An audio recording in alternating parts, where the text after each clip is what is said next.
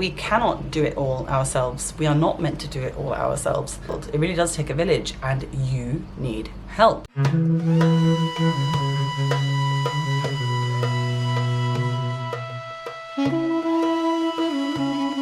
Assalamu Alaikum and welcome back to Scholastica, Islamica, where education meets ihsan. I'm actually currently filming this video in Egypt. We're on a globe schooling adventure with the family. Do excuse the beeping and the noise outside.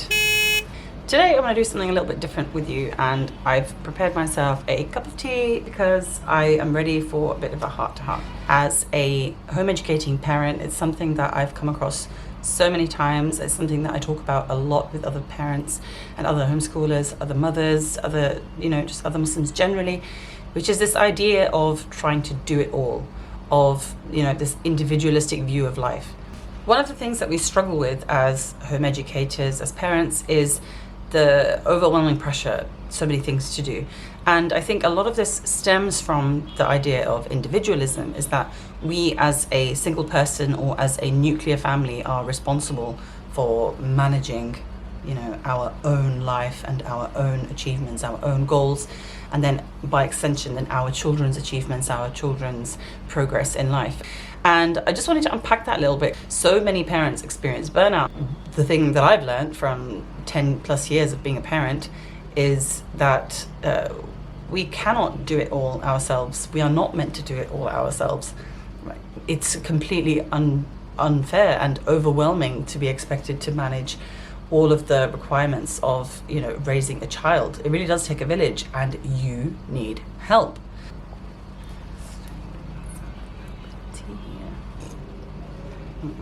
We have to realize that the way that we are conditioned to view the world and to view society, to view our personal obligations, is not always an Islamic one. There are very subtle things that are part of the culture that we don't realize we're being influenced by. But even this idea of the individual and our personal liberties and our personal freedoms, this all came about post-Enlightenment period. Like, we want the individual person to have all these rights and freedoms. Whereas actually, when you step back and you look at an Islamic viewpoint, yeah, sure, of course, every Muslim is accountable to Allah. As an individual, you will be weighed yourself. It's mentioned in many surahs in the Quran that the human being in the hereafter, they will be running from their family members, from their children, from their parents. We will all be, nafsi, myself, I'm wanting to save ourselves, right? But at the same time, there is a heavy emphasis on the jama'ah. We are supposed to be part of a community. So many acts of our worship are communal acts of worship, right? So even though there is an emphasis on individual responsibility, there are, ways in which we are supposed to interact in a sense of communal obligation. So post-industrial revolution, what we have is a system where we are thinking about the individual, and how can we mold every single individual to be a productive economic participant in the world.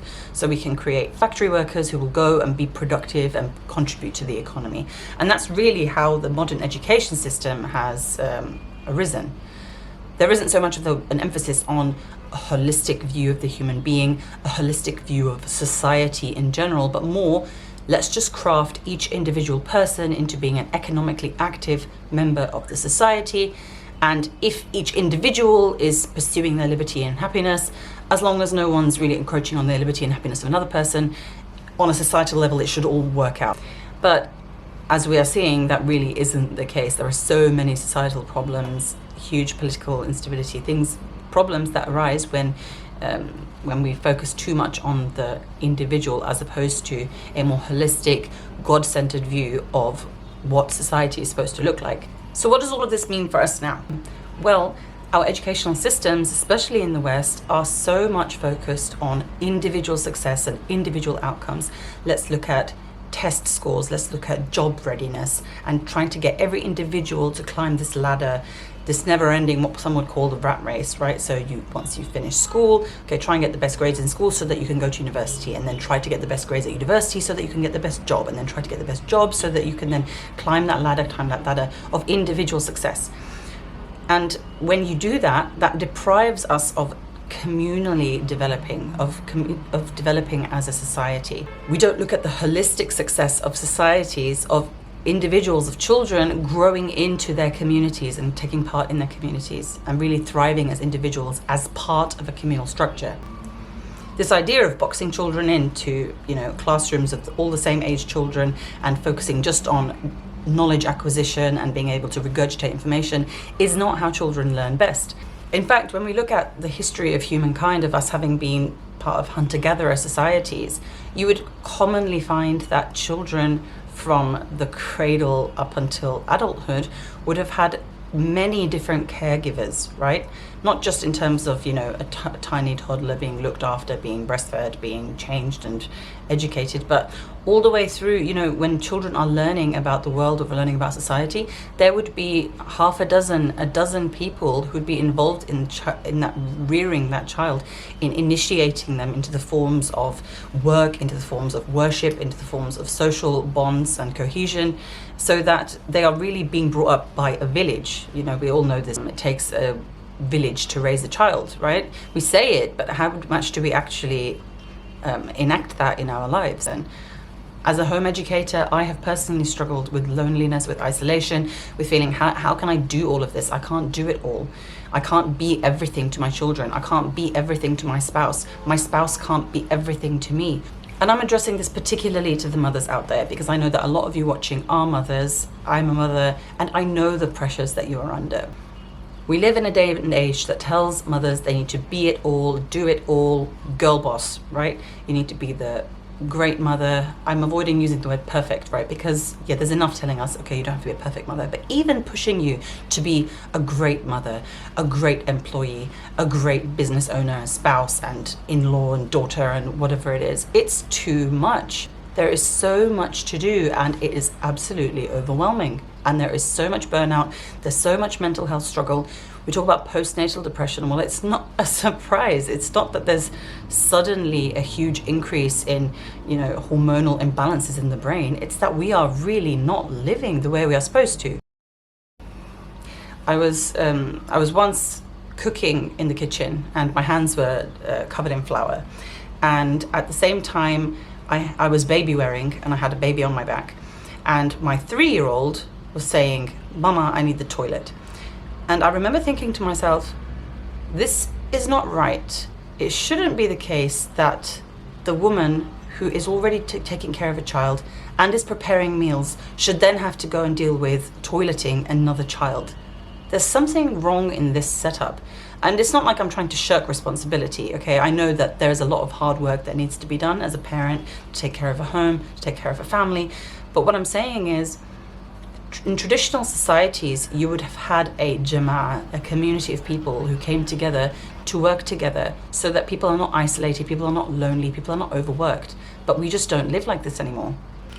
We need to be able to come to the stage where we say, enough's enough, I can't do it all. And I'm not just going to say it, but I'm going to proclaim it, and I'm going to tell others, because it's all right for one to realize it for themselves. I need help.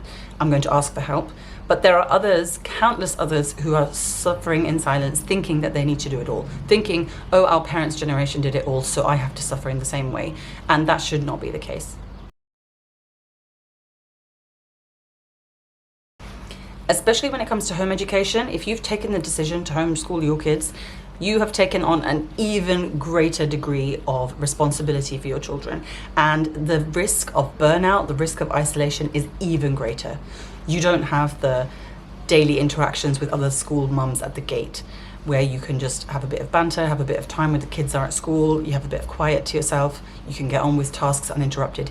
If you have a homeschooling schedule with kids, you are with them all the time, unless you do something about it proactively. You need to be very, very proactive to make sure that you don't end up suffering in silence, becoming a sacrificial martyr for your family, when in fact you think that you're doing the best for them, but then you end up harming your family in the process by being a not very well adjusted individual, by being, cranky to be around.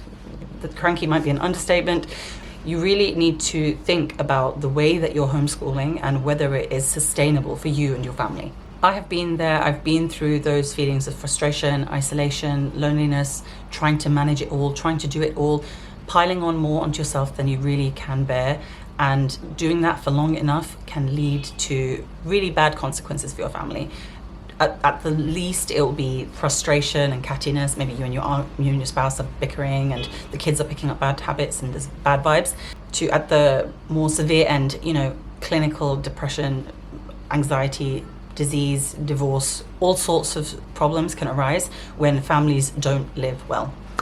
Out of love for all of you sisters and some brothers who may be watching, I'm going to share with you some tips that have helped me and may help you in your journey as a parent to live a more well-adjusted life, seeking the help we need and living as more of a village. So number one is to involve your spouse. Now, I know that most Muslim families, I would argue, come from more gender typical, stereotypical, heteronormative backgrounds and values. So you may have a husband who is a breadwinner who goes out to work, and then a mother who is a caretaker who's looking after the children. If you take the decision to homeschool your children, you are making a lifestyle choice not just for you as the mother, but for the entire family. And it's not something that can be, taken as, oh, homeschooling is just something that the mum does. No, homeschooling is a decision for the entire family, and it has to be something where your spouse is fully on board. And alhamdulillah, I'm so grateful that my husband is not only on board, but he's really actively involved. And times when I've been weak, he's really been there to support me and to encourage us as a family to keep going. Number two is to attend local gatherings and groups. You will easily get swept up by the daily needs of the house, by daily needs of young children, by just the amount of laundry and dishes and meals and ABCs and arithmetic that needs to get done. But you must get out of the house and meet other people, meet other adults, get social interaction, get your kids to socialize with other children. This is not a nice to have, or like we'll get our homeschooling done and then we'll maybe do a little bit of social. No, this is part of the homeschooling. It's really, really important that you spend time with other families, not just for the children's social development, but your mental health and well-being. Number three, create groups and gatherings if they don't already exist. Now, I've had conversations with so many mothers who told me that, okay, they're trying to homeschool, but they live in a different area and there's not that many homeschooling families, or the homeschooling families that are there are maybe they're not Muslims, or they have a particularly different outlook on education and on family values. If those groups don't exist, you need to either create them or you need to move to where they are, because it's not just a nice to have, it's essential to have regular gatherings and groups. And inshallah, in a future video, I'm going to talk about how we in our local community of Cambridge help to set up a really vibrant homeschool network. Number four, get some childcare. Now, this is pretty obvious for parents whose children go to school. School is a kind of childcare, or for working mums who are used to getting nurseries or getting babysitters, nannies, this sort of thing. For a homeschooling mum, if you've never sent your children to school, you have always been the caretaker, the childcare, the nanny, and it might just be that, okay, you see homeschooling as an extension of being the childcare for your children. But if you do that for years on end without getting not just occasional babysitting, but significant help, then you will run the risk of burning out. I would recommend finding a local babysitter who's available on a regular basis, so either weekly or every other week, so that you can get just 1 or 2 hours to yourself, that you can go to a fitness class, you can go and run some errands, go and get your hair cut, go on a date with your husband. You need something where you are able to get some kid-free time. The other option, which I've also done it sometimes, is to swap babysitting with another mum. So there might be another homeschooling parent who is also struggling with not getting enough time to themselves, getting behind on housework and things like that. So maybe you could swap childcare with them. You'll say, okay, I will take your kids for 3 hours on a Thursday, and then you can take my kids for 3 hours on a Monday, and we swap like that. 5, hire tutors. So this is really important. You can't, as a home educating parent, do everything yourself. And some of you might be thinking, okay, yeah, I know I'm going to hire tutors because I'm not confident with XYZ subjects. I don't know French and my kid wants to learn French, or I'm not great at maths, so I'm going to get a tutor for that. This, even in subjects where you could theoretically teach your child, I think it's still beneficial to get extra tutors and extra role models for your children in different areas, because it's all about this village mentality, right? We want our children to be influenced by many different individuals, that each time a child has a different teacher, they take something beneficial from them. This is especially important for boys, and I'll tell you why. When we, as home educating mothers, teach our boys, we come with a particular set of ideas and values, and we will teach them a certain number of things. But there are certain things that boys can only get from male role models and male figures. So it's really important that your sons in particular find male teachers and male role models. And finally, get some help with household tasks.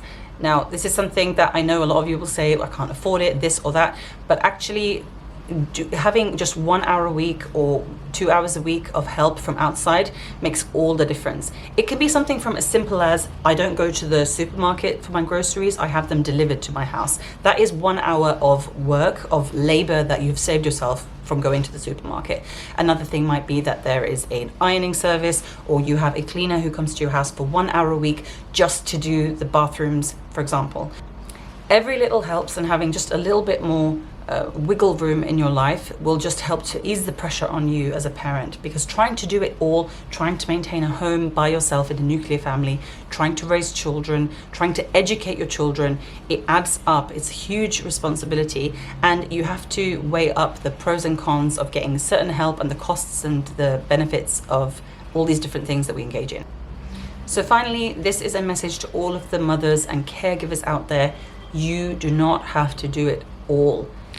It's okay to admit that. In fact, it's not just okay, it's essential to admit that. We owe it not only to ourselves, but to other people, to start spreading the gospel of, we can't do it all, we need help. And it's a sign of humility to say that we need help. I would argue it's like a trick from Shaitan to tell us, oh no, your parents never needed help. Why should you need help? What will people say? What would your mother-in-law say if you got a cleaner? What would the other homeschooling mums say if you told them that you got a nanny? To have that humility and say, you know what?